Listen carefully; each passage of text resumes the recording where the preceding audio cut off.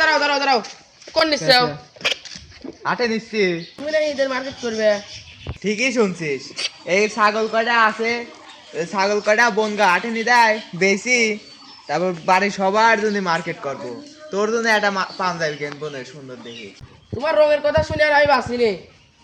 তোমার কি আর কোনো মায়া নাই? শোনো, আমার কাছে একটা বুদ্ধি আছে। কি ক? আব্বা শোনো, তুমি যাবে আমার মার নিয়ে তোমার শ্বশুর বাড়ি, হ্যাঁ আর আমি যাবো তোমার বউ মার নিয়ে আমার শ্বশুর বাড়ি। হ্যাঁ ঈদের এখনো 2-3 দিন বাকি আছে। হ্যাঁ।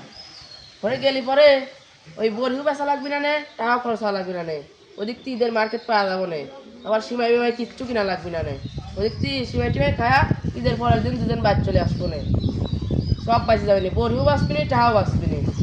তুই তো ঠিকই কইছিস, এরকম বুদ্ধিটা আমার আগে মাথায় আসে নাই। তুই আমার সোনার টুকরা ছাল, তোর নিয়ে আমি গর্ব করি। ঠিক আছে বাপ, যে বুদ্ধি সেই কাম।